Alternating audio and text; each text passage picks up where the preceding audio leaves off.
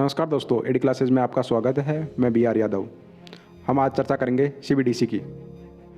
इस वर्ष में बजट में central bank digital currency CBDC की जो बात की जाएगी, भारतीय रिजर्व बैंक द्वारा 2022-23 से शुरू की जाएगी डिजिटल मुद्रा। देश की अर्थव्यवस्था को वैश्विक स्तर पर प्रतिस्पर्धा बनाने के लिए ऐसी तकनीकी को अपनाया जा रहा है। हाल ही में जो रिपोर्ट आई है उसके अनुसार भारतीय रिजर्व बैंक आरबीआई डिजिटल रुपया सेंट्रल बैंक डिजिटल करेंसी जो वित्तीय वर्ष में चालू करेगा। आरबीआई ने भारतीय रिजर्व बैंक अधिनियम 1934 में संशोधन का प्रस्ताव रखा जो सीबीडीसी लॉन्च करने में सक्षम है।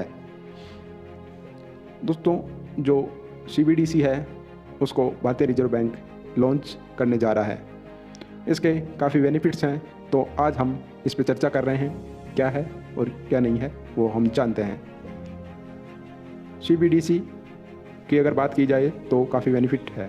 सेंट्रल बैंक डिजिटल करेंसी क्या है? सीबीडीसी डिजिटल रूप में एक केंद्रीय बैंक द्वारा जारी एक लीगल ट्रेड है।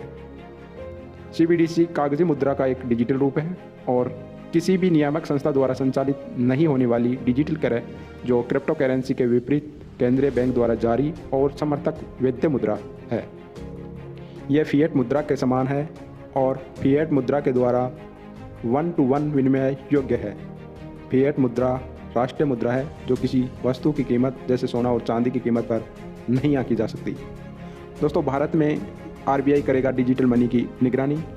यह करेंसी बैंक के डिमांड डिपॉजिट को सीधे प्रभावित नहीं करेगा। दोस्तों, जिस प्रकार फिएट मुद्रा राष्ट्रीय मुद्रा है जो किसी वस्तु की कीमत जैसे सोना और चांदी की कीमत पर नहीं आंकी जा सकती। सेंट्रल बैंक जो अभी सेंट्रल बैंक डिजिटल करेंसी इसके बारे में जो अभी बात कर रहे हैं हम, इसके बाद भी लोग बैंकों से नकदी निकाल सकेंगे। सीबीडीसी लॉन्च होने के बाद में भी अगर नकदी निकालनी है तो वो बैंकों से निकाल सकते हैं। ये एक ऑप्शन दिया जाएगा। डिजिटल करेंसी ब्लॉकचेन सहित अन्य टेक्नोलॉजी पर आधारित करेंसी है। एक टेक्नोलॉजी बेस्ड करेंसी है। ब्लॉकचेन द्वारा समर्थन वॉलेट पर उपयोग करके डिजिटल फिएट मुद्रा का सीबीडीसी का लेन देन किया जा सकता है। अन्य देशों में जो इसकी जो अभी चल रहा है उसके बारे में वैश्विक स्तर पर इसका काम जो अन्य देशों में चल रहा है। दुनिया भर में डिजिटल मुद्रा की मांग बढ़ रही है। डिजिटल मुद्रा अभी अन्य देशों में बढ़ रही है। काफ़ी देश इस पर कार्य कर रहे हैं। सभी सेंट्रल बैंक बिटकॉइन जैसी निजी डिजिटल मुद्रा के बढ़ने के साथ ही डिजिटल भुगतान के बढ़ते उपयोग की ओर ध्यान दे रहे हैं। अभी नाइजीरिया एक देश है जिसने वर्ष 2020 में इनायारा जो रुपया शुरू किया है। चीन अप्रैल 2020 में डिजिटल मुद्रा का संचालन करने वाली दुनिया की पहली बड़ी अर्थव्यवस्था बन गया है। दोस्तों, अभी तक लगभग 9 देश सीबीडीसी लॉन्च कर चुके हैं। उनमें कोरिया, स्वीडन, जमैका, यूक्रेन कुछ ऐसे देश हैं जिन्होंने अपनी डिजिटल मुद्रा का परीक्षण शुरू कर दिया है।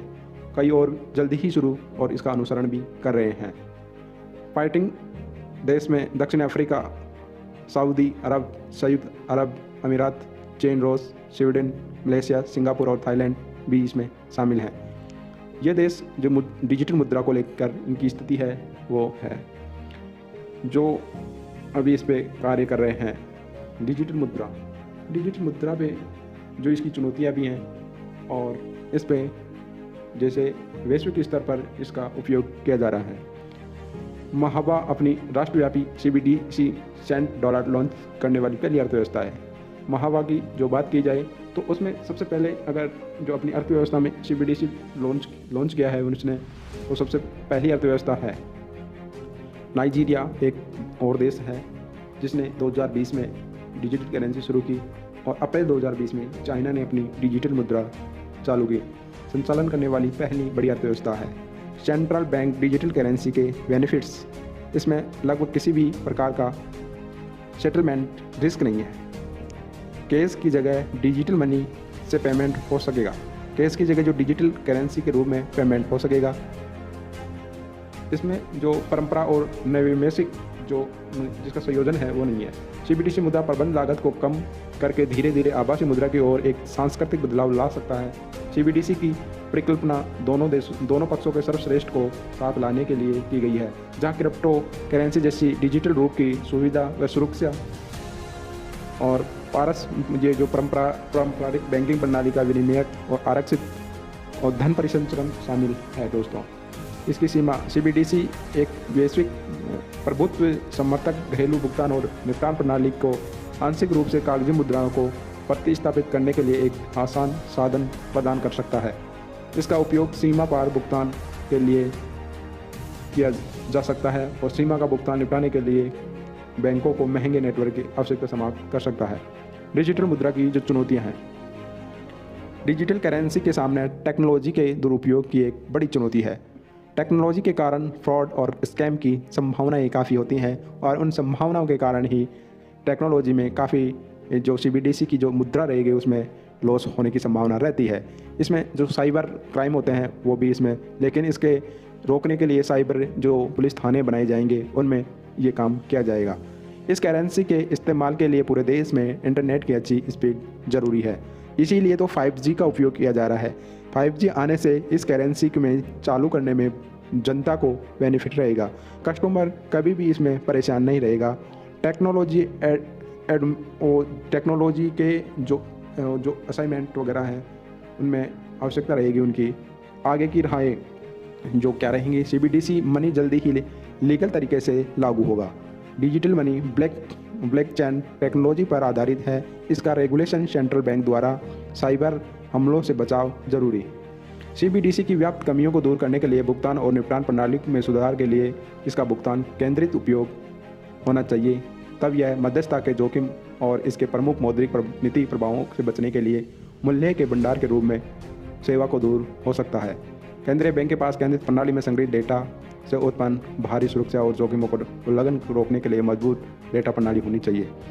देश की अर्थव्यवस्था और उससे जुड़े गतिविधि प्रभावित न हो। डिजिटल मनी प्रचालन के लिए जो इसमें जो खर्चा होगा वो नहीं होना चाहिए और जो डिजिटल मुद्रा लेन देन पर एक वित्तीय जो डेटा है वो प्रकृति में संवेदनशील होगा। अतः सरकार को नियामकों के संदर्भ में सावधानीपूर्वक विचार करना चाहिए। इसके लिए बैंकिंग और डेटा सुरक्षा नियामकों के घनिष्ठ संपर्क की आवश्यकता है। यदि भुगतान लेन देन इसी प्रणाली का उपयोग करके किया जाता है तो CBDC की आवश्यकता बुनियादी ढांचे को उपलब्ध करवाना चुनौतीपूर्ण बन रहेगा। केंद्रीय बैंक के पास केंद्रित प्रणाली में संग्रहित डेटा से उत्पन्न गंभीर सुरक्षा जोखिमों को कम करने के लिए डेटा का उल्लंघन करने के लिए मजबूत डेटा सुरक्षा प्रणाली को स्थापित करना होगा। अतः उच्च स्तरीय तकनीकी का उपयोग अत्यंत महत्वपूर्ण है जो CBDC के मुद्दों का समाधान प्रस्तुत करेगा। केंद्रीय बैंक के पास केंद्रीय प्रणाली में संग्रहित डेटा से उत्पन्न गंभीर सुरक्षा जोखिम को कम करने के लिए डेटा का उल्लंघन करने के लिए मजबूत डेटा सुरक्षा प्रणाली को स्थापित करना होगा। अतः उच्च स्तरीय तकनीकी का उपयोग अत्यंत महत्वपूर्ण है जो CBDC के मुद्दों का समाधान प्रस्तुत करेगा। आप हमारे चैनल को लाइक और सब्सक्राइब करें। हम इस प्रकार से आपके लिए लेके आते रहेंगे काफ़ी महत्वपूर्ण तथ्य। धन्यवाद।